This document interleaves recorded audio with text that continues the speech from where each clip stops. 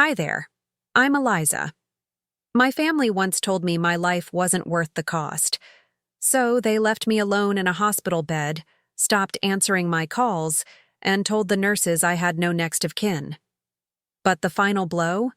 They blocked my insurance agent who was trying to tell them everything was covered. Then my insurance company stepped in and showed them what family really means. Before we jump back in, tell us where you're tuning in from. And if this story touches you, make sure you're subscribed. Because tomorrow, I've saved something extra special for you. I remember the exact moment I realized I'd become a burden. It wasn't when my sister Grace stopped visiting, or when my mother's texts became shorter and colder. It was a Tuesday afternoon in April, rain tapping against the hospital window like hesitant fingers, when I overheard my father whisper to my brother in the hallway, "We can't keep doing this. The treatments are draining everything we've saved." I wasn't supposed to hear it. The medication had made me drowsy and they thought I was asleep. But some words cut through even the heaviest sedation. I lay there, eyes closed, as my father's voice cracked with what I thought was grief, but later recognized as calculation. "The insurance won't cover enough," he continued. "We're looking at losing the house, Michael's college fund. Everything." My brother's response was quick, defensive. "What are we supposed to do? Just walk away?" The silence that followed was the beginning of my erasure. I'd been diagnosed with Guillain-Barré syndrome 3 months earlier. It started with tingling in my fingertips, a weakness I attributed to long hours at my editing job. Then came the stumbling, the dropped coffee cups, and finally, the morning I couldn't feel my legs at all. By the time they rushed me to Memorial Regional, the paralysis had begun its slow, methodical climb up my body. "It's rare but treatable," Dr. Levinson had explained, her voice steady as she described the autoimmune disorder that was causing my immune system to attack my nerves. "We'll start immunoglobulin therapy immediately. The recovery can be lengthy, but most patients regain full function." Most patients. Those 2 words became my lifeline in the early days, when my family still brought fresh pajamas and audiobooks, when they still looked me in the eyes. I never expected to be abandoned by the people who once collected my baby teeth in a porcelain box, who documented my first steps in a leather-bound album that sat prominently on our living room bookshelf. But medical crises have a way of revealing what was already broken. Before my diagnosis, I was the family fixer, the one who coordinated holiday gatherings, who remembered birthdays and anniversaries, who drove 3 hours to help my brother move into his dorm room when no one else could take the time. I was the responsible one, the dependable one, the one who never asked for anything in return. Perhaps that's why they couldn't handle it when I finally needed something. When I became the emergency, the responsibility, the inconvenient truth that disrupted their carefully budgeted lives. The hospital became my new home. Room 412, with its mint green walls and the landscape painting of a meadow that didn't exist anywhere in real life. The nurses became my new family. Teresa with her gentle hands and Jamaican accent, Marcus who snuck me extra pudding cups when my appetite finally returned, Denise who worked night shifts and taught me constellations through my window when sleep evaded me. "You're making progress," Dr. Levinson would say during her morning rounds, testing my reflexes, noting the centimeter by centimeter return of sensation to my limbs. "The treatment is working. You just need to be patient." Patience I had. Family support was another matter entirely. Their visits grew shorter, the silences longer. My father would stare at his phone, scrolling through emails while my mother flipped restlessly through magazines she wasn't reading. My sister stopped coming altogether, sending generic get-well texts instead. Only my brother Michael still looked at me directly, but even his visits became less frequent as weeks turned into months. I started keeping track of the decline in a journal I dictated to Teresa. She would write it all down, my words becoming her careful script on the page. "Day 67, I'd begin. Dad stayed for 12 minutes today. Mom brought flowers but forgot to put them in water. No sign of Grace for 2 weeks now. Teresa never commented, just wrote, but her eyes held a mixture of compassion and outrage I couldn't allow myself to feel yet. The treatments were expensive, I knew that. Even with insurance, the copays and deductibles added up. But what I didn't know then was that my policy actually covered much more than my family realized. If only they had taken the time to understand, to ask questions, to advocate for me the way I had always advocated for them. Instead, they made a choice. A quiet, undiscussed choice that revealed itself in abandoned chairs and unanswered calls. It was day 89 when I first met Nadine Collins. She arrived at a time when most visitors had gone home, carrying a leather portfolio and wearing a no-nonsense pantsuit despite the summer heat. I assumed she was another specialist, perhaps a neurologist or a physical therapist I hadn't seen before. "Ms. Reeves, I'm Nadine Collins from Meridian Health Insurance," she said, pulling up a chair without waiting for an invitation. "I'd like to discuss your case, if you're feeling up to it." Preparing and narrating this story took us a lot of time, so if you are enjoying it, subscribe to our channel. It means a lot to us. Now back to the story. I remember trying to sit up straighter, suddenly self-conscious of my unwashed hair and hospital gown. My hands, finally regaining some strength, smoothed the blanket across my lap. "I'm sorry about the unexpected visit," she continued, "but I've been trying to reach your family for weeks now. Your father listed himself as your healthcare proxy, but he hasn't returned any of my calls." I felt heat rise to my face. "They've been busy." Nadine's expression didn't change, but something in her eyes softened. "I see. Well, I'm here now, and we have some things to discuss. Your case has been flagged in our system." My heart sank. Here it was. Confirmation that the treatments were too expensive, that the insurance was cutting me off, that my family had been right to distance themselves from this financial sinkhole I'd become. "Flagged?" My voice was small. "Yes," she said, opening her portfolio. "For underutilization of benefits." I blinked, certain I'd misheard. "Under what?" "Underutilization. Your policy includes comprehensive coverage for rare autoimmune disorders like yours.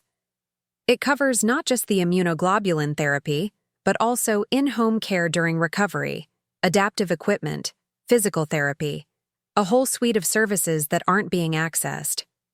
She pulled out a document and placed it on my tray table, pointing to highlighted sections.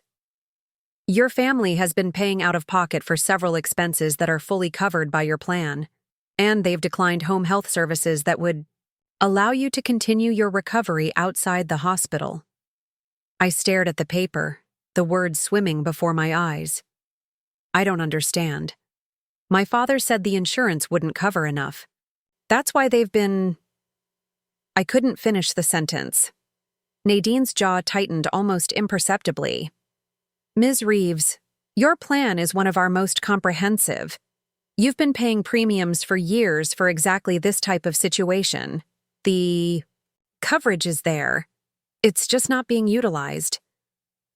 The realization crashed over me in waves. They hadn't abandoned me because they couldn't afford to help. They'd abandoned me because they hadn't bothered to understand what help was available. Or worse, because they'd chosen not to. "There's something else," Nadine continued, her voice gentler now. "We received a request last week to terminate your policy." The room seemed to tilt sideways.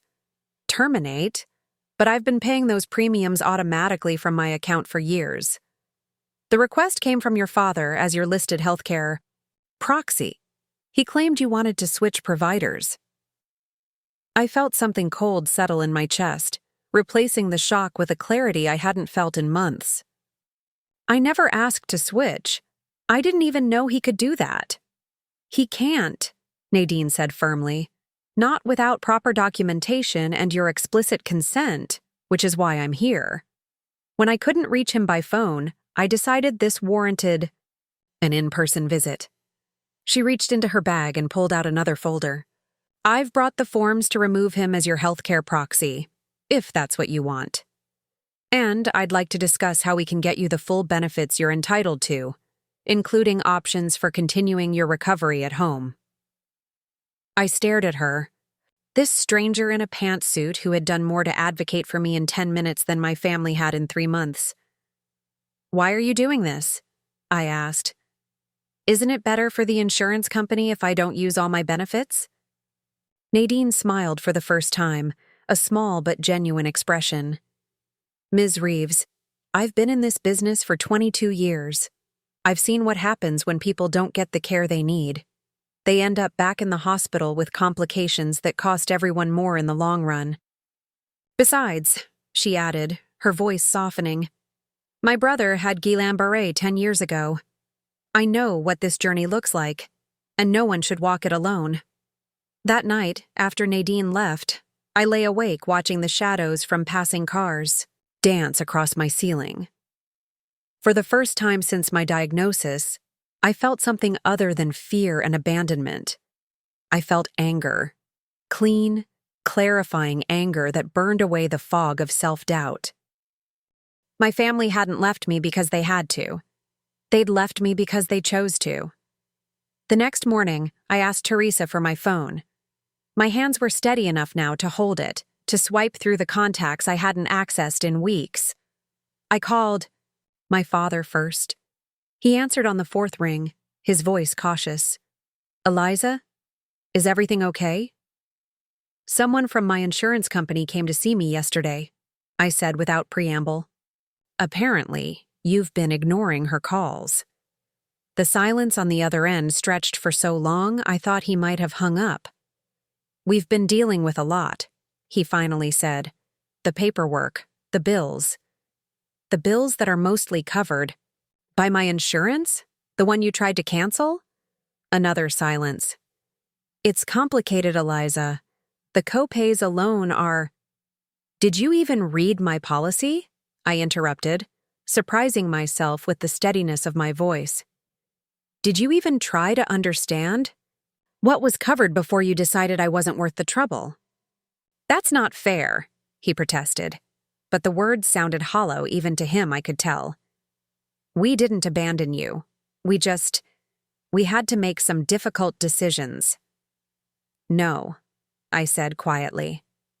You made the easy decision. Walking away is always easier than staying. I ended the call before he could respond, before I could hear whatever justification he'd crafted to help himself sleep at night. Then I called my brother. Michael answered immediately. Eliza? Are you okay? The concern in his voice nearly broke my resolve. Of all of them, he had been the last to pull away, the last to stop meeting my eyes. Did you know? I asked. No. What? About the insurance, about how much was actually covered. He hesitated, and in that pause, I heard the truth. Dad said it wasn't enough, that we were going to lose everything if we kept... He stopped abruptly. If you kept what, Michael? Visiting me? Caring about me? Treating me like I was still part of this family? It wasn't like that, he said, but his voice wavered. We were scared, and Dad said the treatments might not even work, that we might be putting ourselves in debt for nothing. For nothing, I repeated. Is that what I am now? Nothing. No, I didn't mean... I have to go, I said, feeling suddenly exhausted. My physical therapist is here. It was a lie. PT wasn't scheduled until afternoon, but I couldn't bear to hear any more explanations or excuses. I set the phone down on my tray table and stared out the window at the hospital parking lot below, where people came and went, visiting patients who hadn't been deemed too expensive to love. That afternoon, Nadine returned with more paperwork and a plan. I signed the forms removing my father as my healthcare proxy and designating Nadine herself as my new representative. It was unusual, she admitted, but not unprecedented for an insurance case manager to take on this role when a patient had limited options. "We'll get you set up with home health services," she explained, her efficiency somehow comforting.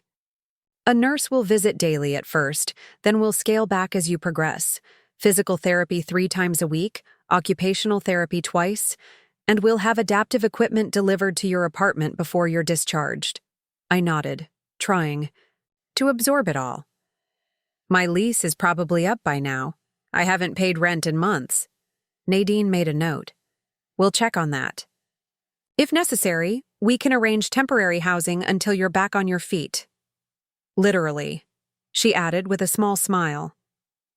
For the first time, I felt the weight of uncertainty lift slightly from my chest. There was a path forward, even if it wasn't the one I'd expected. "Thank you," I said, the words inadequate for the lifeline she'd thrown me. She closed her portfolio. "I'm just doing my job, Ms. Reeves." "Eliza," I corrected. "Please call me Eliza." She nodded. "Eliza, there's one more thing you should know. Your condition qualifies you for our Catastrophic Care Advocacy Program. It provides additional support for patients with complex needs, including legal advocacy if necessary." Legal advocacy? In case there are issues with your employer, your housing, or— She paused. "Family matters that require intervention." I understood what she wasn't saying. If my family had taken actions that compromised my care or my financial security, Meridian had resources to address that. "I don't think that will be necessary," I said, though I wasn't entirely sure. "I just want to focus on getting better." Nadine nodded again, but I could tell she was filing the information away, keeping the option open. The next week passed in a blur of preparations for my discharge. Physical therapy became more intensive as my strength returned. Painful, exhausting sessions that left me drenched in sweat, but able to stand for increasing periods of time. Occupational therapy taught me how to manage basic tasks again, brushing my teeth, preparing simple meals, navigating a world that had suddenly become full of obstacles. Through it all, my phone remained silent. No calls from my parents, no texts from my sister. Only Michael sent a single message. "I'm sorry, I should have done more." I didn't respond. I wasn't ready for reconciliation, not when the wound of their abandonment was still so raw. The day before my scheduled discharge, Teresa helped me pack the few belongings I'd accumulated during my stay. The journal of my family's disappearance, a collection of novels left by various visitors in the early days, the lavender-scented lotion a night nurse had brought me when she noticed my skin cracking from hospital air. "You're going to be okay," Teresa said, folding a sweater with the care she'd always shown me. "You're stronger than you know." I smiled, but anxiety churned beneath my gratitude. My apartment was a third-floor walk-up. My job had almost certainly replaced me by now. And despite Nadine's assurances about coverage, I couldn't shake the fear of being alone in my recovery. As if summoned by my thoughts, there was a knock at the door. Nadine entered, but she wasn't alone. Behind her stood a tall woman with salt and pepper hair and a younger man carrying a tablet. "Eliza, this is Diane Fulton from our Catastrophics Care Team and Marcus Lee, our housing coordinator. They have some updates for you." Diane stepped forward, her handshake firm and reassuring. "Ms. Reeves, we've been working on your transition plan. Your apartment building doesn't have elevator access, which won't work with your current mobility needs." My heart sank. "So I'll need temporary housing after all?" "Actually," Marcus interjected, tapping his tablet, "we've found a first-floor unit in a building 3 blocks from your current apartment. It's wheelchair accessible, with wider doorways and a roll-in shower. The rent is comparable to what you've been paying." I stared at him. "You found me a new apartment?" "It's part of our housing network," Diane explained. "Meridian maintains relationships with property managers who give priority to our members with accessibility needs. The lease would be month to month initially, with an option to extend if you decide you like it." Before I could process this, Nadine added, "And we've been in touch with your employer." Under the Americans with Disabilities Act, they're required to provide reasonable accommodations for your return to work. We've negotiated a gradual re-entry plan, starting with part-time remote work while you continue your recovery. I felt tears well up, not from sadness this time, but from overwhelming relief. These strangers had created a safety net where my family had left only empty space. I don't know what to say, I managed. You don't have to say anything, Diane replied. This is what your policy covers. It's what you've been paying for all these years. As they left, promising to return the next day for discharge, I sat on the edge of my bed, suddenly aware of how far I'd come from that first day of diagnosis. My body was healing, even if my heart still carried the weight of betrayal. That evening, as I watched the sunset paint the hospital walls with gold, I made a decision. I picked up my phone and sent a text to my father, mother, sister, and brother, a group message to the family that had decided I wasn't worth the cost. I'm being discharged tomorrow. My insurance company has arranged everything. You don't need to worry about me becoming a financial burden anymore. I'll be fine on my own. I hit send before I could second-guess myself, then turned off my phone and placed it in the drawer of my bedside table. Whatever their response, I didn't need to see it tonight.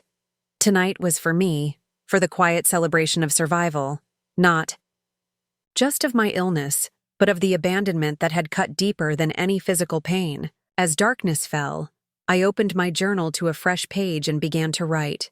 Not about what I had lost, but about what I had found. Strength I didn't know I possessed, kindness from unexpected sources, and the first fragile strands of a new definition of family. Tomorrow would bring challenges, but for the first time in months, I was ready to face them. Not because I had to, but because I could.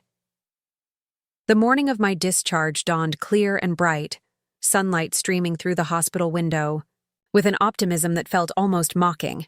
I sat on the edge of my bed, dressed in real clothes for the first time in months, soft gray joggers and an oversized sweater that hung from my still too thin frame. My legs trembled slightly from the effort of sitting upright without support, a reminder of how far I had to go. When I finally checked my phone, I found a flurry of messages from my family. My mother's was brief. We were trying to protect you from worry. Call me when you're settled. My sister Grace had sent something, similarly deflective. I've been so busy with the kids. Let me know if you need anything. As if months of absence could be explained away with the ordinary excuses of ordinary lives. My brother's message was longer, more emotional. I'm sorry, Eliza. I should have stood up to Dad. I should have been there. Please let me help now. But it was my father's response that made my hands shake. You don't understand the position we were in. We were facing financial ruin. Sometimes families have to make impossible choices. When you're a parent someday, you'll understand. I shut off the phone without responding.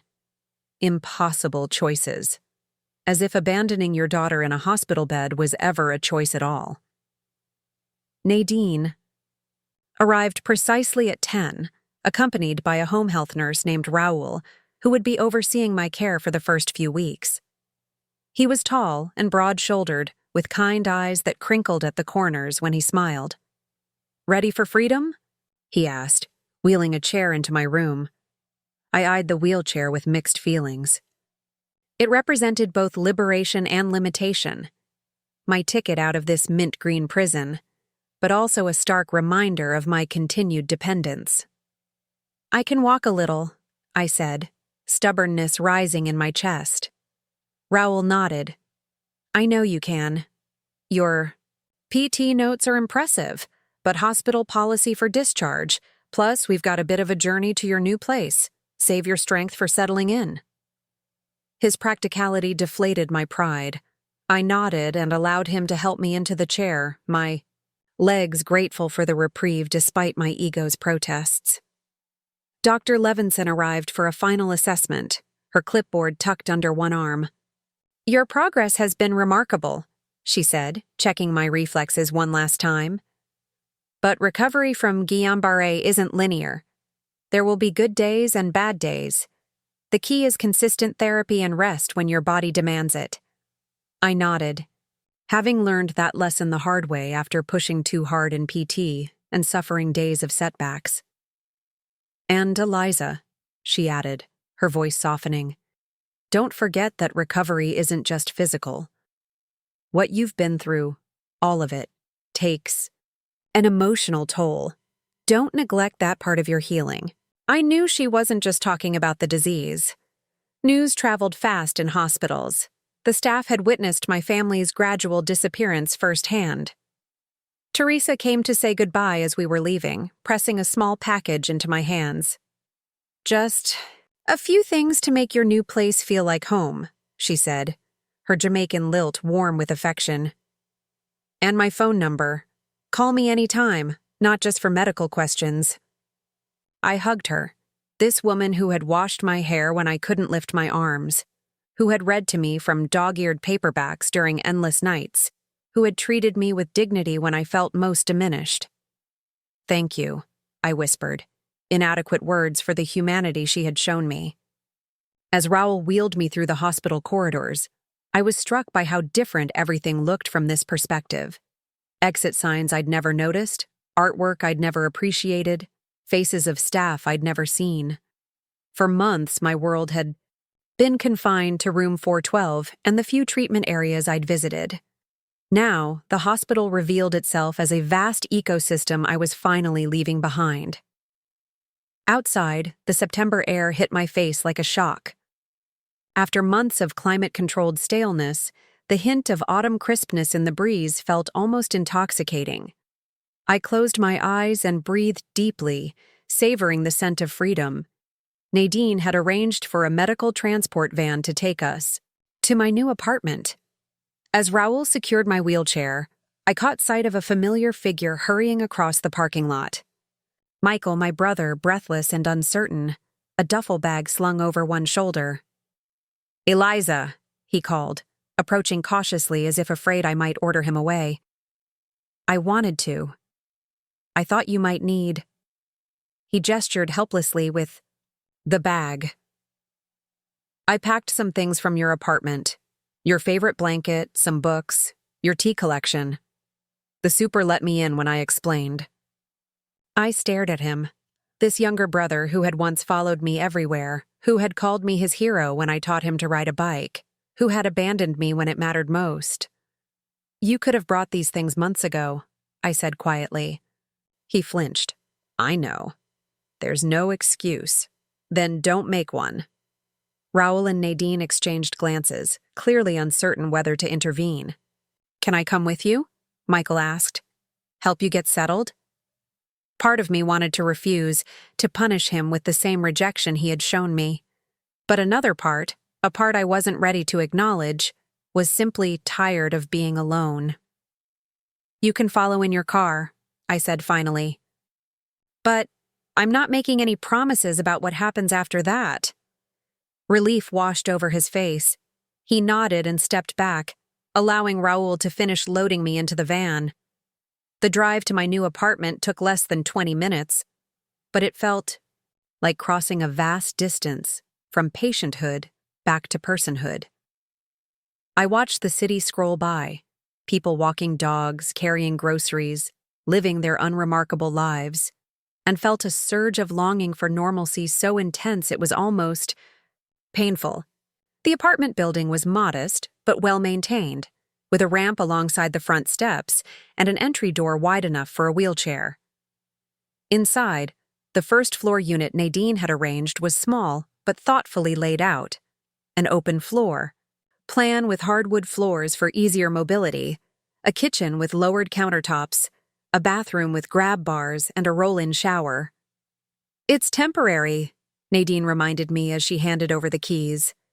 Just until you're mobile enough to consider other options, but we wanted you to have a safe place to recover. I wheeled myself slowly around the space, taking in the adaptations that would make my recovery possible.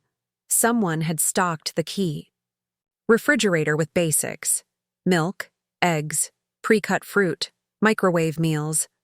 There were fresh towels in the bathroom, a new set of sheets on the bed. The home health service arranged all this, Nadine explained. It's part of the transitional care package. Michael hovered in the doorway, still clutching the duffel bag, his eyes tracking my every movement as if cataloging my limitations. You can put that in the bedroom, I told him, nodding toward the bag. He disappeared into the other room while Raoul walked me through the details of my care plan, when nurses would visit, how to use the emergency call system, the schedule for therapy sessions. I'll be back tomorrow morning, he said, but call any time if you need something before then. After they left, an awkward silence fell between Michael and me. He stood by the kitchen counter, shifting his weight from foot to foot, looking everywhere but at my face. You don't have to stay, I said finally. I'm sure you have better things to do. His head snapped up. Is that what you think? That I have better things to do than be here with my sister? History would suggest so, I replied, unable to keep the bitterness from my voice. He flinched again but didn't retreat. I deserve that. I deserve worse. But Eliza, you have to understand. I don't have to understand anything, I interrupted, anger suddenly boiling up from some deep reservoir. You left me alone in that hospital for months. All of you. Do you know what that feels like? To lie there day after day, wondering what you did that was so terrible that your own family couldn't bear to look at you anymore?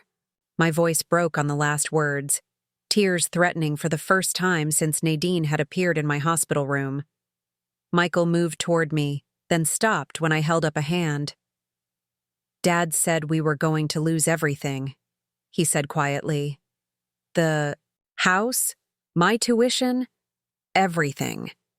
He showed us the bills, hundreds of thousands of dollars. He said the insurance was denying coverage, that they were classifying your treatment as experimental. I stared at him. And none of you thought to actually check? To call the insurance company yourselves? To ask for an explanation of benefits? He looked down. We trusted Dad.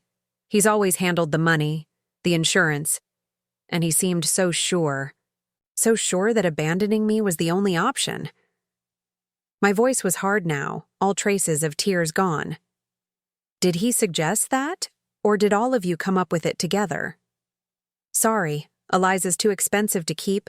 Better cut our losses. Michael's face crumpled. It wasn't like that. We were scared, and Dad said it would be kinder to distance ourselves gradually rather than drag out false hope when we couldn't afford to help you anymore. Kinder, I repeated, the word like ash in my mouth. And what about when the insurance company tried to contact him? When they called repeatedly to explain my coverage? He ignored them. He even tried to cancel my policy. Michael's eyes widened in genuine shock. What? No, that can't be right. He wouldn't. He did. I cut him off. And now I need to rest. You should go. He hesitated, clearly wanting to say more, to defend or explain or perhaps just to assuage his own guilt. But something in my face must have told him it was pointless. He nodded once and moved toward the door. Can I come back tomorrow? He asked, hand on the doorknob. I didn't answer right away, torn between the desire to punish and the fear of being alone again. Bring coffee, I said finally. And don't be early. PT will be here at 9. After he left, I sat in the silent apartment, listening to the unfamiliar creaks and hums of a new space. Despite my exhaustion, I felt restless, untethered. I wheeled myself to the window and looked out at the street below, watching strangers move through their lives, wondering how many of them knew what it was to be deemed too costly to keep. That night, I dreamed of drowning. Not in water, but in paper, medical bills and insurance forms rising around me like a flood, my family standing on the shore, watching impassively as I went under. I woke, gasping, sheets twisted around my legs, the unfamiliar shadows of the apartment momentarily disorienting. I reached for my phone to check the time, 3:17 a.m., and saw 3 missed calls from my mother. No voicemails, no texts, just the silent accusation of her name on my screen. I set the phone down without returning the calls. Whatever she wanted to say could wait for daylight, for a time when I felt less raw, less exposed. The next morning brought Raoul at 8, helping me with a sponge bath and breakfast before my physical therapist arrived. His efficiency was tempered with gentle humor, his hands steady and sure as he showed me how to manage tasks that had once been automatic. My grandmother had Guillain-Barré when I was a teenager, he told me as he helped me brush my hair. She went from running her own restaurant to not being able to hold a spoon. But a year later, she was back in the kitchen, bossing everyone around. The body remembers, Eliza. It just needs time.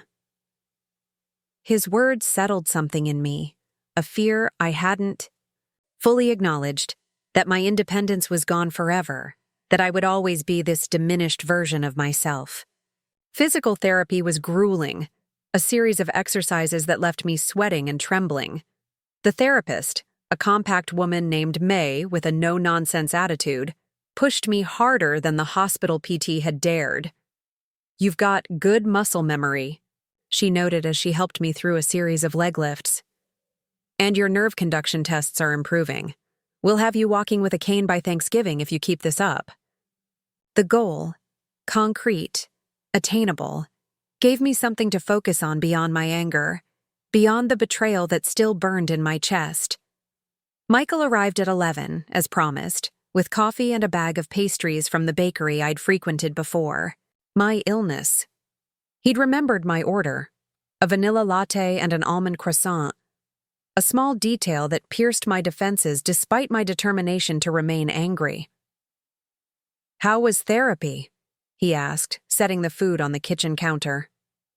"Brutal," I admitted, "but necessary." He nodded, then took a deep breath. "I talked to Dad last night." I stiffened. I don't want to hear his excuses. It's not an excuse, it's... He hesitated. "I think you need to know something about why he did what he did." Against my better judgment, I found myself asking, "What?" Michael sat down on the couch across from where my wheelchair was positioned. "Remember when I was 16 and got mono? How I was out of school for months?" I nodded. It had been a serious case. Hepatitis, jaundice, the works. He'd missed almost a semester. The insurance company initially denied coverage for some of the treatments, said they were unnecessary or experimental. Dad fought them for months, spent thousands on lawyers, nearly had a breakdown from the stress. He swore he'd never go through that again. I processed this, seeing the pattern forming. So when I got sick, he assumed the same thing would happen, that the insurance would deny coverage, that he'd have to fight, that we'd end up in debt. And this time the stakes seemed even higher, longer hospitalization, more specialized treatment. But the situations were completely different, I pointed out. Different policies, different conditions, different circumstances entirely. Michael nodded. "I know that now. But Dad? He was so sure he knew how it would play out. He didn't even want to check. And then when the bills started coming..." "What about the bills?" I pressed. He looked uncomfortable. He was putting everything on his credit cards, thousands of dollars. I didn't know until yesterday, but he never submitted most of them to insurance. He was just paying them. And when he couldn't pay anymore, he started ignoring them. I stared at him, disbelief warring with a strange sort of clarity. He was creating the very crisis he was afraid of. "Yeah," Michael said quietly. "I think he was." We sat in silence for a moment, the implication hanging between us. My father's fear had become a self-fulfilling prophecy, one that had cost me my family at the time I needed them most. "That doesn't excuse what he did," I said finally. "What any of you did." "No," Michael agreed. "It doesn't. but I thought you should know." After he left, I sat by the window again, watching the world go by, turning this new information over in my mind. My father's fear, my family's weakness, the fragility of bonds I had thought unbreakable, all of it forming a complex web of hurt and misunderstanding. That afternoon, Nadine called with an update. "I've been in touch with the hospital's billing department," she said. "We're sorting through the charges your father paid out of pocket. Once we identify them all, we can submit them for reimbursement." "He'll get his money back?" I asked, unsure how I felt about that. "Most of it," she confirmed. "But Eliza, there's something else. We found some irregularities in the billing." "What kind of irregularities?" She paused. "Some of the charges appear to be for services you never received, and others are duplicates, the same procedure billed multiple times." A cold feeling settled in my stomach. "Are you saying the hospital was committing fraud?" "Not necessarily the hospital as a whole," she clarified. "But someone in the billing department may have been. We're investigating. It's one of the reasons your case was flagged in our system. The charges didn't align with the typical treatment protocol for your condition." I thought of my father, overwhelmed by bills he didn't understand, paying without question out of some misguided sense of responsibility. "What happens now?" I asked. "Now we audit everything," Nadine said, her voice taking on the efficient tone I'd come to associate with her. "Every treatment, every charge, every payment. And if we find evidence of deliberate fraud, we'll pursue it. But my priority is making sure you're not financially impacted by any of this." After we hung up, I sat with this new piece of the puzzle. If what Nadine suspected was true, my father hadn't just been paying legitimate medical bills. He'd been paying fraudulent ones, driving himself deeper into financial distress for no reason. The irony was bitter.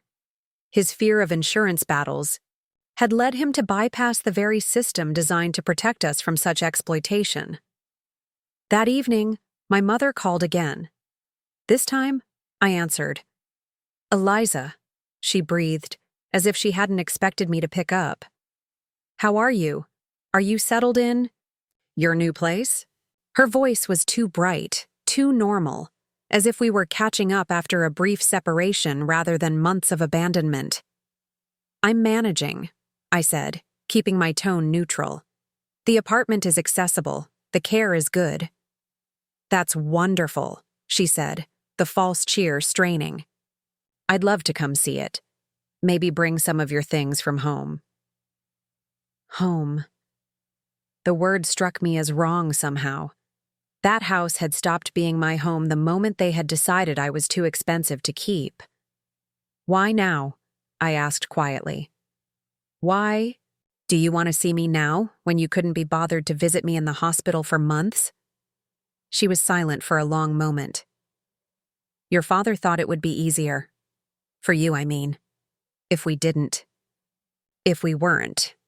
"If you weren't what, Mom? Present? Supportive? A family?" "If we didn't make promises we couldn't keep," she finished, her voice small. "He said the insurance was denying everything, that we were going to lose the house, that your treatment might bankrupt us all and still not work. He thought. We thought.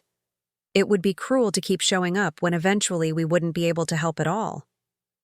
"So you decided abandonment was kinder?" The bitterness I'd been suppressing all day seeped into my voice. "Did any of you even think to call the insurance company yourselves? To verify what Dad was telling you?" Another silence. He's always handled those things. The same excuse Michael had given. The abdication of responsibility hidden behind trust. "Well, someone from my insurance company finally reached me," I said. "And it turns out my policy covers almost everything. The treatments, the home care, even this apartment. So all that, suffering, yours and mine, was for nothing." I heard her inhale sharply. "Eliza, we didn't know." "You didn't want to know," I corrected. It was easier to believe Dad than to ask questions. Easier to pull away than to stand by me. Easier to pretend I was a lost cause than to fight for me. Tears threatened again, but I blinked them back, determined not to break down during this conversation. "I need time," I said finally. "I'm not ready to see you or Dad, not yet." She started to protest, but I cut her off. "My physical therapist thinks I'll be walking with a cane by Thanksgiving. Maybe then we can talk about where we go from here. But right now, I need to focus on getting stronger without the weight of your guilt to carry along with everything else." After we hung up, I wheeled myself to the bathroom, suddenly desperate for a shower. My first real shower since being discharged. Raoul had set up a shower chair and shown me how to use the handheld sprayer, but I hadn't had the energy to attempt it until now. The process was slow, challenging, at times frustrating as I navigated the unfamiliar equipment with limbs that still didn't fully cooperate. But the sensation of hot water on my skin, of shampoo in my hair, of steam filling the bathroom, all of it felt like reclaiming something essential, something that had been taken from me along with my health and my family. As I dried off, catching sight of my changed body in the mirror, thinner, paler, but still mine, I made a decision. I would allow Michael to continue visiting. I would consider seeing my mother when I was stronger. But my father, that wound was deeper, the betrayal more fundamental. His fear had driven my family apart. His assumptions had nearly cost me everything. His failure to simply ask questions had led to months of unnecessary suffering. That night, I slept without dreaming of drowning. Instead, I dreamed of walking. Slow, careful steps along a beach at sunrise, no one beside me, no one ahead, just the rhythm of my own movements carrying me forward into light. The weeks that followed established a new rhythm to my days. Physical therapy in the mornings, occupational therapy 3 afternoons a week, and the slow, painstaking work of rebuilding a life that had been interrupted. October brought crisp mornings and golden afternoons, the world outside my window transitioning to autumn while I fought for every increment of progress within my 4 walls. May, my physical therapist, became both tormentor and champion. She pushed me beyond what I thought possible, celebrating victories I couldn't yet appreciate. The first time I stood unsupported for a full minute, the day I took 3 steps. With only the parallel bars for security, the afternoon I managed to raise my arms above my head without trembling. "Your nerves are regenerating faster than average," she told me during our 3rd week of working together.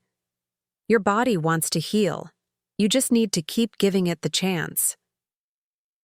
On the days when pain overwhelmed me, when my legs refused to cooperate, or my hands couldn't manage the simplest task, May would sit beside me, never offering empty platitudes or false promises. "Pain is information," she would say instead. "Listen to it, respect it, but don't let it define your limits. Those are for you to determine." Michael visited regularly, always with coffee or food from my favorite places, always with a careful optimism that never tipped into toxic positivity. He didn't pretend everything was fine between us, didn't act as if months of absence could be erased by a few weeks of showing up. Instead, he simply made himself useful, assembling the bookshelf Nadine had ordered for my living room, installing a handheld showerhead that was easier to manage, researching adaptive cooking tools that would allow me to prepare simple meals. He never mentioned our parents unless I asked, never pressured me to reach out or reconcile. But one afternoon in late October, as he was helping me sort through a box of clothes he'd brought from my old apartment, he paused, a troubled expression crossing his face. "Dad's been getting letters from collection agencies," he said, folding a sweater with uncharacteristic precision, "for the hospital bills he couldn't pay." I looked up sharply, but Nadine said the insurance would cover most of those charges. "They're working on it," Michael confirmed. "But the process is complicated by the fact that he paid some bills without submitting them to insurance first. And then there's the potential fraud issue." I hadn't heard anything further about the billing irregularities Nadine had mentioned. What's happening with that? Michael set down the sweater.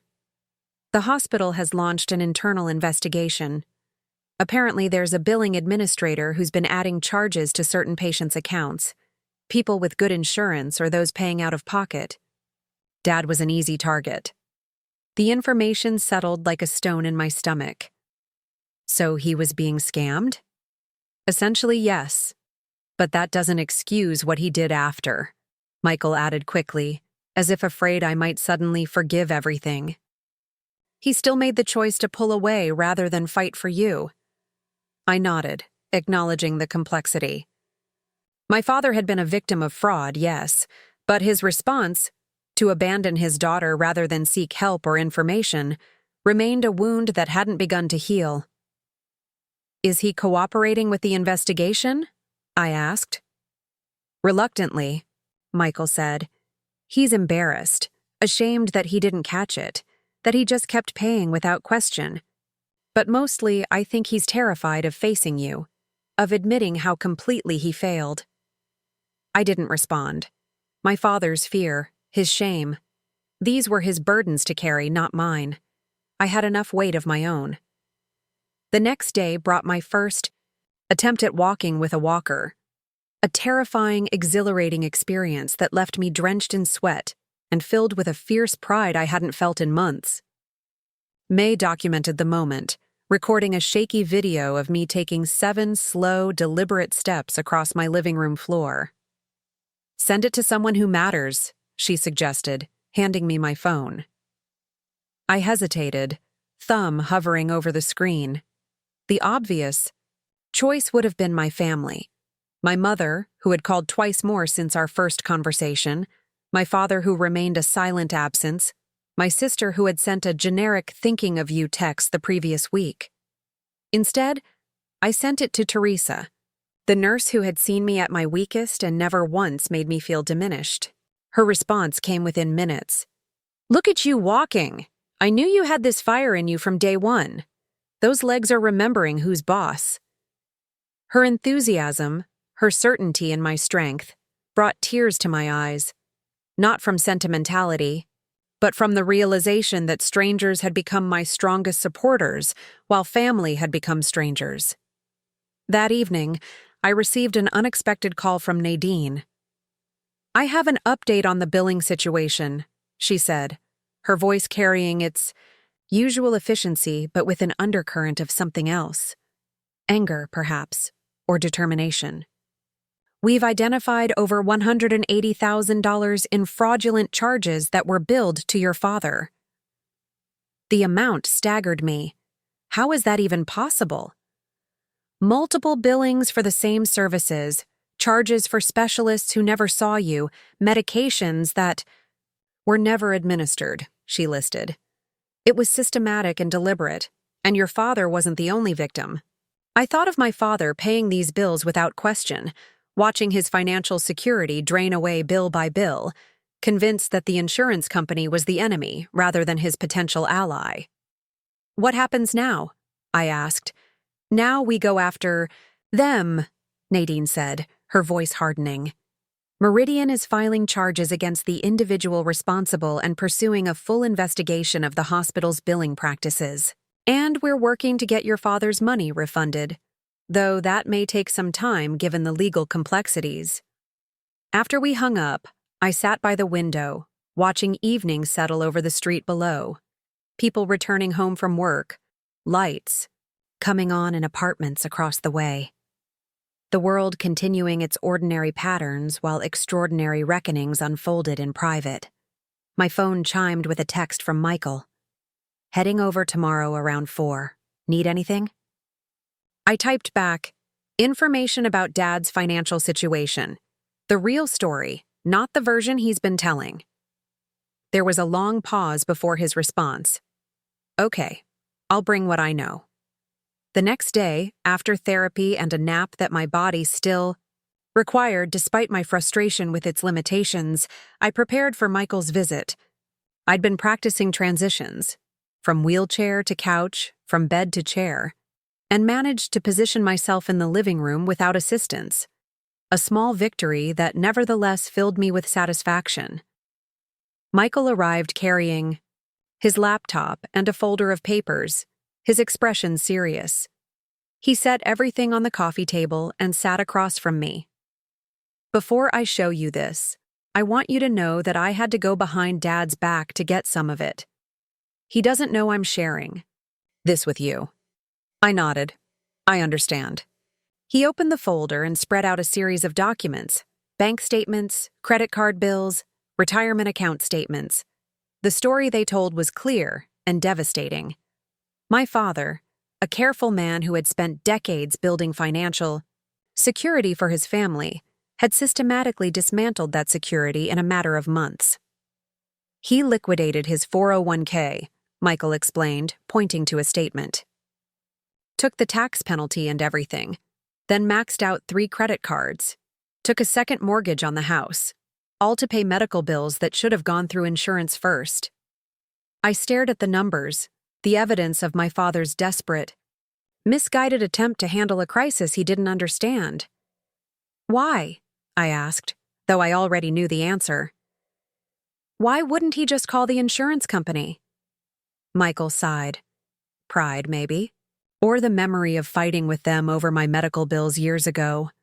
Or just panic. I think when you got sick, he saw it as his responsibility to fix everything immediately, to protect the family from uncertainty. And when the bills started, coming in faster than he could process them, he made assumptions instead of asking questions, I finished. "Yeah," Michael agreed. And then it spiraled. The more he paid, the more desperate he became, and the harder it was to admit he might have been wrong. I thought of my father, a man who had taught me to check my work twice, to verify information before acting, to ask questions when I didn't understand, failing to follow his own advice when it mattered most. And Mom? Grace? Did they know? How bad it was getting? Michael shook his head. Not the full extent. He told them enough to justify pulling away from you, but not enough that they'd question his decisions. Classic dad, sharing just enough information to control the narrative. The assessment was harsh, but accurate. My father had always been the family's authority on financial matters, his word accepted without question.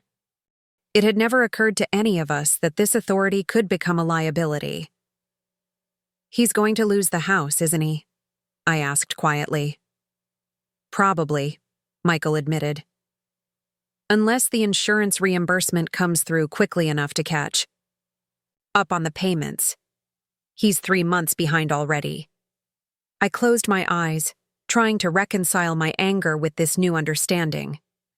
My father had failed me catastrophically, yes, but he had also been a victim of fraud, of his own fear, of a healthcare system so complex and opaque that it could drive a rational man to irrational decisions. "I'm not ready to forgive him," I said finally, opening my eyes. "But I don't want him to lose everything either." Michael nodded. "I know. That's why I brought this to you. I thought maybe Nadine could help, since she's already working on the fraud case." The suggestion surprised me, that Michael would think of approaching my insurance case manager, this woman who had become my unexpected advocate, for help with our father's financial crisis. "I'll ask her," I said, though uncertainty gnawed at me. Nadine had already done so much, gone far beyond her professional obligations. Asking for more felt like an imposition. But when I called her the next day and explained the situation, her response was immediate and practical. "Your father should file for bankruptcy protection," she said. "It will stop the collections temporarily and give us time to sort out the reimbursements. I can refer him to a financial counselor who specializes in medical debt. They can help him understand his options." "He won't accept help easily," I warned, "especially from someone connected to me." "Then we won't frame it that way," Nadine said simply. "The counselor will contact him as part of Meridian's fraud investigation, offering assistance to all affected patients. His pride remains intact, and he gets the help he needs. Her solution was elegant in its simplicity, addressing both the practical problem and the emotional complexity behind it. I found myself wondering, not for the first time, what kind of person took such care with strangers' lives, who fought so tenaciously for people she barely knew. "Why are you doing all this?" I asked abruptly. "It's so far beyond what an insurance case manager is required to do." There was a pause, then Nadine's voice came through the phone, softer than I'd ever heard it. 8 years ago, my mother had a stroke. Major. Life-altering. Her insurance company denied coverage for the rehabilitation she needed, claiming it was unlikely to result in significant improvement. We appealed and lost. Again and again. I listened, hearing the echo of my own story in hers. By the time we found an advocate who knew how to fight the system effectively, months had passed. Critical months when her brain could have been rebuilding. Connections, when she might have regained speech, mobility. Instead, she improved only marginally. She lives in a care facility now, unable to speak, partially paralyzed. "I'm so sorry," I said, inadequate words for such a profound loss. After that, I went back to school, got certified in healthcare advocacy, then took a job with Meridian specifically because they were implementing the catastrophic care program. I wanted to be the person I wished we'd had, someone who understands the system, who knows how to navigate it, who refuses to let paperwork determine a human being's worth. Her words hung between us, a confession and a mission statement in one. "You're saving people," I said quietly. "I'm doing my job," she corrected, but I could hear the small smile in her voice. "The job as it should be done." After we hung up, I sat with this new understanding of the woman who had changed the trajectory of my recovery, who was now extending that same lifeline to my father, despite his role in my abandonment. It was a kind of grace I wasn't sure I possessed, myself. The next morning, I woke to find an email from my former employer. The subject line read simply, "When you're ready to return." Inside was a message from Karen, my department head, outlining a flexible re-entry plan, part-time remote work to start, gradually increasing hours as my recovery progressed, with accommodations for ongoing therapy appointments. "Your position is waiting for you," Karen wrote. "No pressure, no timeline, just letting you know that when you're ready, we're ready too."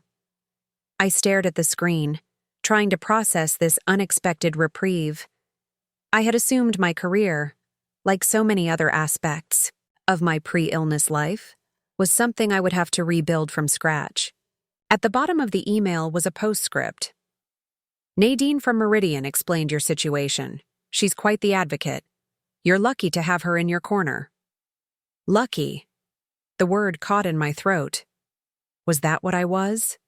Lucky to have fallen ill, with a condition that required months of hospitalization. Lucky to have been abandoned by my family. Lucky to have discovered how quickly the bonds I'd thought unbreakable could dissolve. But as I reread Karen's email, I understood what she meant. In the midst of catastrophe, I had found an advocate who refused to let systems or circumstances diminish me, who had fought for my dignity when those closest to me had faltered, who continued to fight not just for me, but now for my family as well. That afternoon, during a break between therapy sessions, I made a decision. I called my mother. "Eliza?" She answered on the first ring, her voice hopeful and cautious. "Is everything okay?" "I'm making progress," I said, keeping my tone neutral. "The therapists think I might be able to use a cane instead of a walker by next week." "That's wonderful," she said, the forced brightness back in her voice. "I'm so proud of you." "Mom," I interrupted, "I know about Dad's financial situation. Michael showed me the documents." Silence stretched between us, then a shaky exhale. "I see." "Did you know how bad it had gotten? That he liquidated his retirement? That the house is in foreclosure? Not. Not all of it, she admitted. He kept saying he had it under control, that he was handling it. You know how he is. He doesn't like to worry us with details. Even when those details are driving him to financial ruin? Even when they led him to abandon his daughter? Her voice was small when she finally responded. I should have asked more questions. I should have pushed harder. But Eliza, you have to understand. He was so convinced he was protecting us, protecting you, even, from knowing how dire things were. By disappearing? By making me think my family had decided I wasn't worth the trouble anymore? No, she said quickly. That was never about your worth. Never. It was about our failure, our inability to help you the way we thought you needed. And yes, it was wrong. Completely wrong. But it came from fear, not from not loving you. I closed my eyes, feeling the familiar anger war with a new, unwelcome empathy. My parents had failed me spectacularly, but perhaps not in the way I had believed. Not because they had deemed me too expensive to keep, but because they had been too afraid to admit they didn't know how to help me. The insurance company is working to recover the money Dad paid for fraudulent charges, I said finally, and they can connect him with a financial counselor who specializes in medical debt. Someone who can help him understand his options. Why would they do that? She asked, confusion evident in her voice. Because it's the right thing to do, I said simply. Because sometimes people step up even when they don't have to. Because dignity matters, his and mine. After we hung up, I wheeled myself to the bathroom mirror and studied my reflection, still thinner than before, hair shorter since I'd had Teresa cut it when washing it became too difficult in the hospital, eyes carrying a wariness that was new, but also stronger somehow, more defined, as if the illness that had stripped away so much had also revealed something essential beneath. I thought of Nadine extending help to my father despite his role in my abandonment, of Teresa pressing her phone number into my palm on the day of my discharge, of May pushing me beyond what I thought possible, believing in my recovery more fiercely than I did myself. And I thought of my family, my father paralyzed by fear and pride, my mother following his lead without question, my sister retreating from difficulty, my brother finally finding his way back through service and presence. All of us flawed, all of us failing in different ways, but perhaps not beyond redemption. That evening, as I practiced standing at the kitchen counter, 10 seconds, 20, 30, I made another decision. I reached for my phone and typed a message to my father, the first direct communication since my discharge from the hospital. I'm not ready to see you yet, but I'm told you need help with the medical bills and the house. Accept it when it's offered. Not for my sake, but for yours. Some things are worth more than pride. I hit send before I could reconsider, then set the phone down and continued my exercise, standing, breathing, reclaiming my strength one moment at a time. My phone chimed with a response almost immediately. I expected defensiveness, perhaps, or more excuses. Instead, there was only this. I will. I'm sorry. Not just for the bills. For everything. It wasn't enough. Not nearly enough to heal the breach between us. But it was a beginning. An acknowledgement, at least, that there was something to apologize for. Later that night, as I lay in bed watching shadows move across the ceiling, I thought about the strange, circuitous path that had led me here. How illness had stripped away pretense.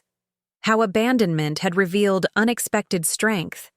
How systems, designed to deny, had instead become my strongest advocates. I thought of Nadine's words. I wanted to be the person I wished we'd had.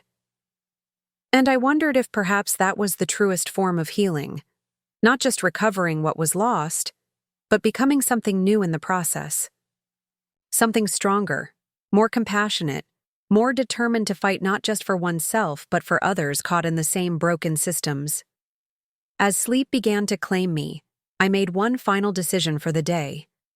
When I was stronger, when I could walk, without assistance, when I could return to work, when I had rebuilt enough of my life to stand firmly on my own, I would find a way to become that person for someone else, to transform my own suffering into advocacy, my abandonment into presence. Not because I owed it to anyone, not because it would erase what had happened, but because dignity mattered, mine and everyone else's too. Thanksgiving arrived with a gentle snowfall, the first of the season dusting the city in white. I stood at my apartment window, leaning on my cane, no longer a wheelchair, no longer even a walker, and watched the flakes dance in the morning. Light. Each one different, each one temporary, each one part of something larger than itself. The symbolism wasn't lost on me. 3 months ago, I had left the hospital broken and abandoned.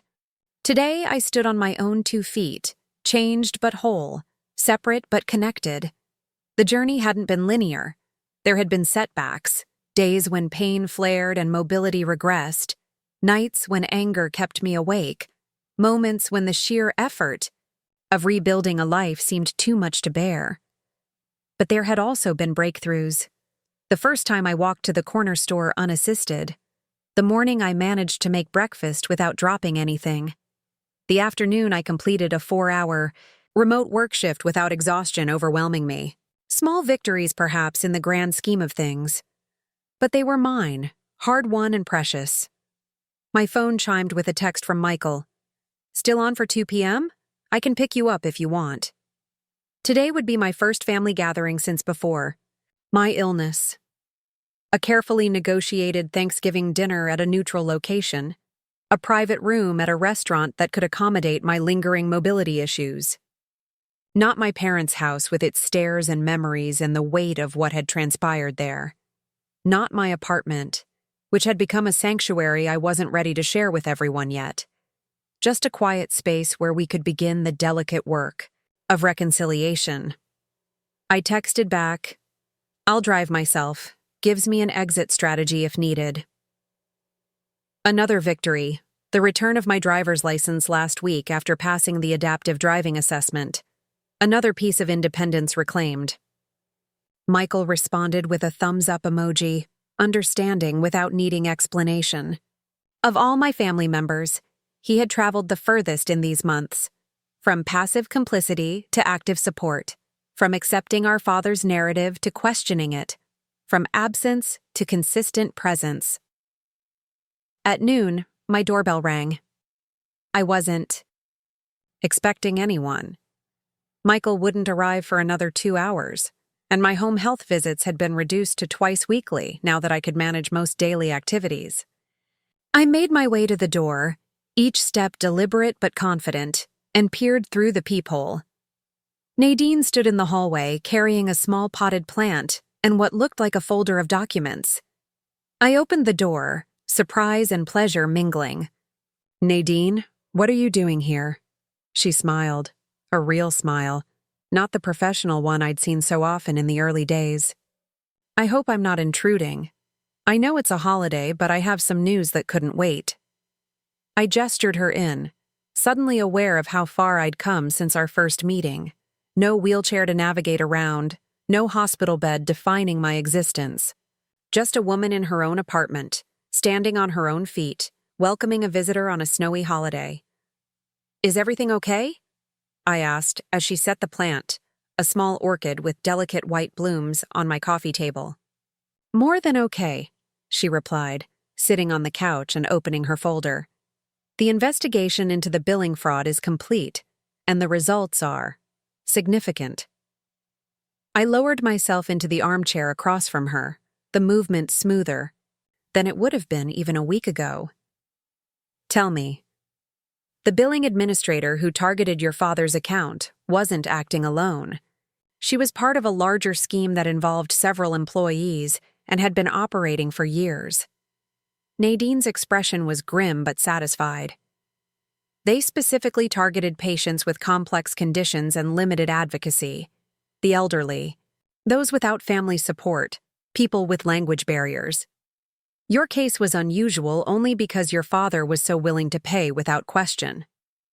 I thought of my father, so confident in his understanding of how things worked that he never considered he might be being deceived. How many people were affected? Hundreds, Nadine said. Possibly thousands. The investigation is expanding to other hospitals in the same management group. It's becoming one of the largest medical fraud cases in the state's history. She handed me a document, a settlement agreement with my father's name at the top. Your father will be receiving a full refund of all fraudulent charges, plus interest. The total comes to just over $240,000. I stared at the figure, trying to process what it meant. Enough to save the house. Enough to repay the liquidated retirement accounts. Enough, perhaps, to begin rebuilding the financial security that had been stripped away along with my health. When? I asked. The first payment has already been processed. The rest will follow in installments over the next 6 months. Nadine's voice softened. I've been working with the financial counselor who's advising your father. He's using the initial payment to stop the foreclosure. The house is safe. Relief flooded through me, not for myself, but for my parents, for the home they had built. Over decades, the foundation that had nearly been lost because of fear and fraud and failures of communication. Thank you, I said, the words entirely inadequate. I don't know how to... There's more, Nadine interrupted gently. The investigation revealed systemic issues in how patients like you are supported during catastrophic illness. Meridian is establishing a new advocacy program specifically for patients with complex conditions who may lack adequate family support. She handed me another document, a job description for a patient advocacy coordinator. Someone to bridge the gap between medical care and insurance coverage, to help patients navigate the Byzantine systems that had nearly destroyed my family. I thought of you immediately, Nadine said. Once you're further along in your recovery, of course, the position could be part-time initially, flexible hours, mostly remote work to start. I looked up from the paper, stunned. You want me to work for Meridian? I want you to use what you've learned, she corrected. Your experience, your understanding of both sides of this equation, the patient's vulnerability and the family's fear. That perspective is invaluable. The possibility unfurled before me, not just recovery, not just a return to my old life, but something new. Something meaningful that could only have grown from the soil of suffering. I'll think about it, I promised, folding the job description carefully and setting it aside. After the holidays. Nadine nodded, satisfied. That's all I ask. She glanced at her watch. I should go. You probably have plans. Family dinner, I confirmed. First one since. Everything. Nervous? Terrified, I admitted. But ready, I think. At least to try. After Nadine left, I spent some time sitting quietly, absorbing the news she had brought and the opportunity she had offered. Then I began to prepare for the afternoon ahead. A shower without a chair for the first time, clothes selected for both comfort and dignity. A careful application of makeup that felt like armor and celebration in equal measure. I was securing small gold hoops in my ears when my phone rang. My father's name appeared on the screen. The first direct call since before my discharge from the hospital. I hesitated, then answered. Hello? Eliza. His voice sounded older, rougher than I remembered. I just got a call from the hospital about the settlement. I know, I said. Nadine just told me. Did she tell you how much? It's more than I ever... She told me, I confirmed, cutting off his disbelief. I'm glad the house is safe. A pause, then. You knew about the foreclosure? Michael showed me the documents weeks ago. I asked Nadine if there was anything the insurance company could do to help. Another pause. Longer this time. You asked her to help me? After everything I did? Everything I didn't do? Yes. The simplicity of the answer hung between us. "Why?" he asked finally, his voice cracking on the single syllable. I considered. The question, searching for the truth beneath the easy answers. Not forgiveness, not yet.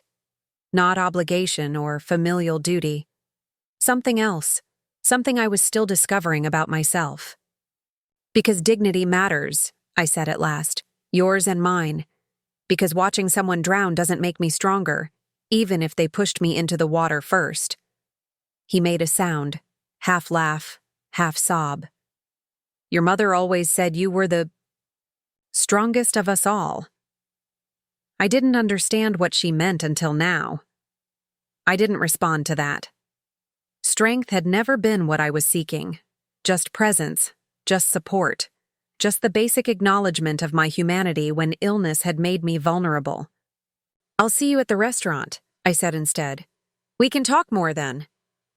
The drive to the restaurant was an exercise in mindfulness, focusing on each movement, each decision, each moment, rather than allowing anxiety about the coming encounter to overwhelm me. The adaptive controls in my car had become second nature. After just a week of practice, my body adapting to this new way of navigating the world with surprising ease. I arrived first, by design. I wanted to be settled, composed, already occupying space when they entered. The hostess led me to the private room Nadine had arranged. Another kindness I hadn't requested but deeply appreciated. And I chose a seat with a clear view of the door. My sister Grace arrived next, her expression a complex mixture of guilt and determination. She had been the least communicative during my recovery, sending occasional texts but never visiting, never calling. Of all my family members, her absence had perhaps hurt the least. We had never been particularly close, her life revolving around her husband and children in a suburb an hour away, our interactions limited to holidays and occasional family gatherings even before my illness. "Eliza," she said, stopping just inside the doorway. You look good." "Thank you," I replied, neither inviting nor discouraging her approach. "How are the kids?" Relief flooded her face at this neutral topic. She sat across from me and launched into updates about her children, soccer tournaments and science projects and growth spurts, as if we were having a normal family conversation, as if months of silence hadn't stretched between us. I let her talk, studying her as she spoke. She looked tired, I realized, strained in a way that went beyond the normal exhaustion of motherhood. There were new lines around her eyes, a tightness to her smile that hadn't been there before. "Grace," I interrupted gently when she paused for breath. "Are you okay?" She blinked, caught off guard by the question. "Me? I'm fine. I'm not the one who—" She stopped abruptly. "Who spent months in the hospital?" I finished for her. "No, you weren't. But that doesn't mean the situation didn't affect you." She looked down at her hands, twisting her wedding ring in a nervous gesture I remembered from childhood. "Dad told us not to worry you with our problems, that you needed to focus on recovery." "Dad said a lot of things," I observed. Not all of them were right. She met my eyes then, something vulnerable breaking through her carefully maintained facade. "I wanted to visit. I did. But he said it would just make things harder for everyone, that it was kinder to step back." The same justification my mother had offered. The same twisted logic that had transformed abandonment into a form of care. "And you believed him," I said, not a question but an observation. "I trusted him," she corrected. "He's our father. He's always known what to do." The simple faith in her voice struck me. Not as naive exactly, but as revealing of a fundamentally different relationship with our father than the one I had experienced. Where I had seen authoritarian certainty, she had seen protective wisdom. Where I had chafed against his control, she had found security in his decisions. "He's human," I said gently.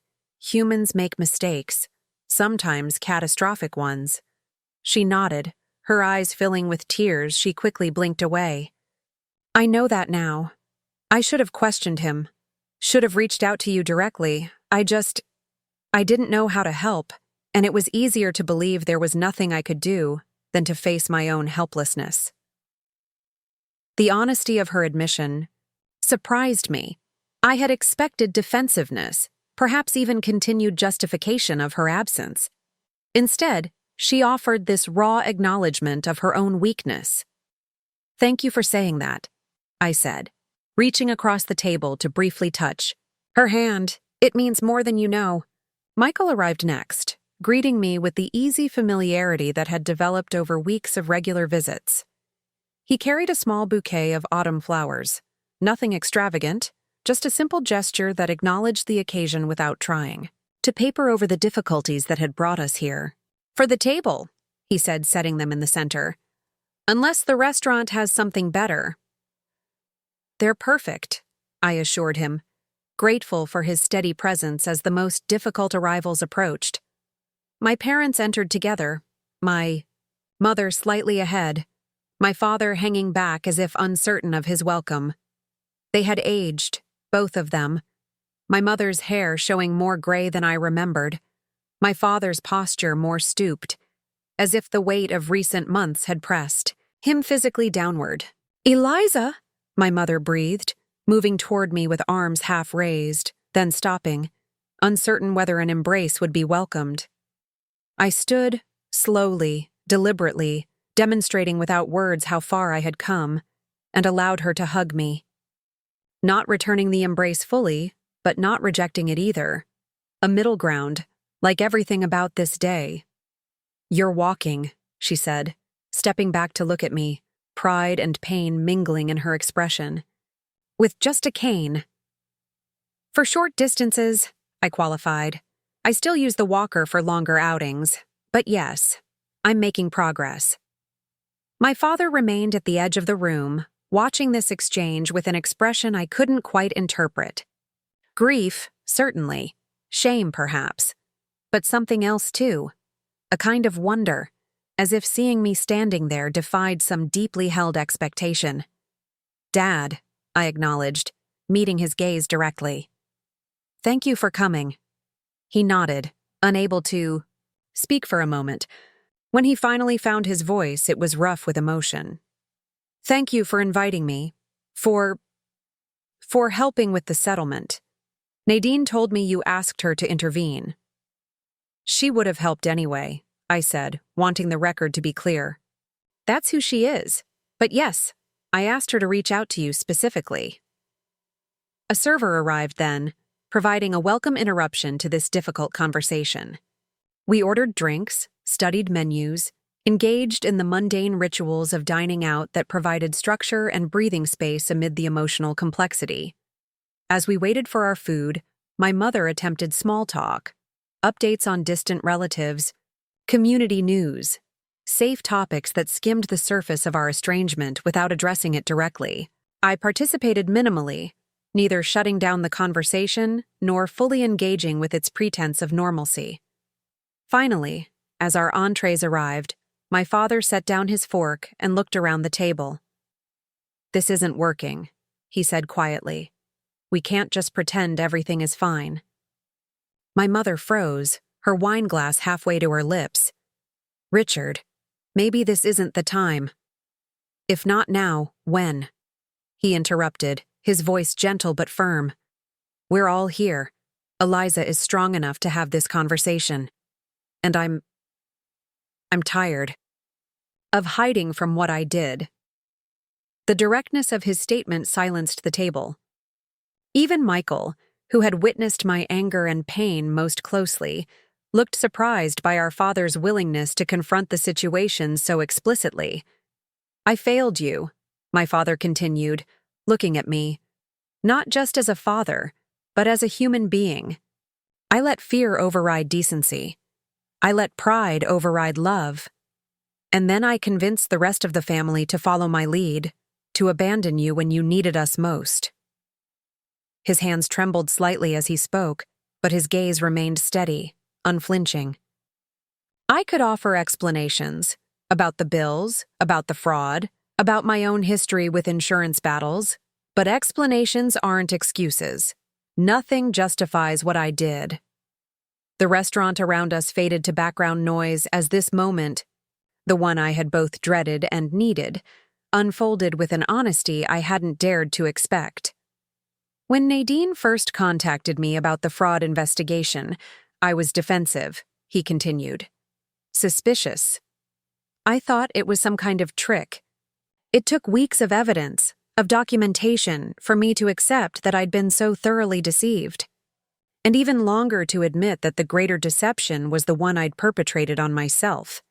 The belief that abandoning you was somehow protecting you. Protecting me from what? I asked. The question that had haunted me for months finally, finding voice. From watching us lose everything trying to save you, he answered, the brutal honesty of it landing like a physical blow. From feeling responsible for our financial ruin, from the guilt I thought you would carry if your treatment bankrupted the family. So instead, you just disappeared, all of you. I looked around the table, including everyone in this reckoning. You decided my imagined guilt would be worse than actual abandonment.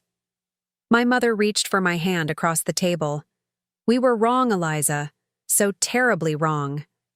Yes, I agreed, neither pulling away nor returning her grip. You were. Silence fell, heavy with acknowledgement. I don't know if I can forgive you yet, I said finally, looking at each of them in turn. I'm still processing what happened, still healing, not just physically but emotionally. The abandonment. It changed something fundamental in how I see myself, how I see all of you, how I understand family. My father nodded, accepting this without defense. We don't deserve forgiveness, not yet. Maybe not ever. But we want to try to earn back your trust if you'll give us that chance. The humility in his voice, the absence of expectation or entitlement, created a small opening in the wall I had built around my heart. I'm willing to try, I said carefully. Not to go back to how things were. That's not possible.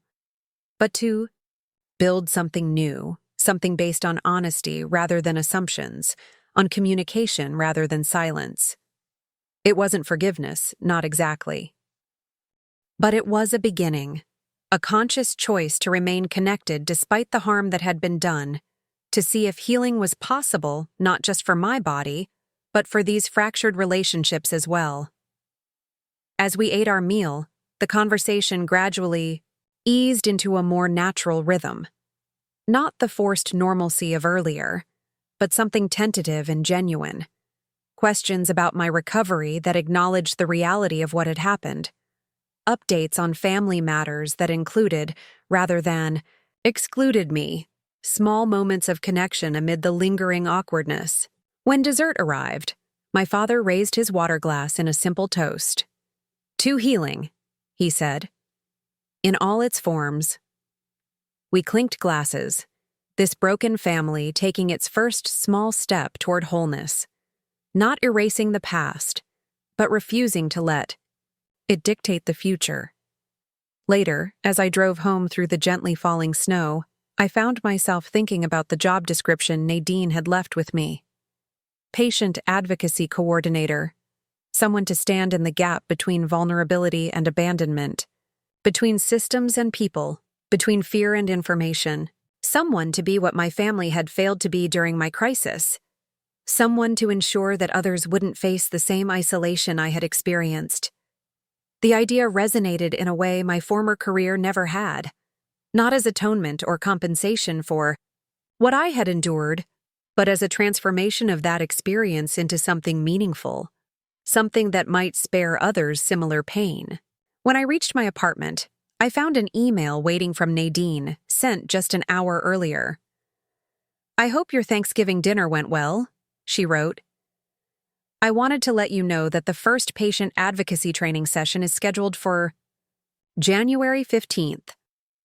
No pressure, but if you're interested, the position is yours.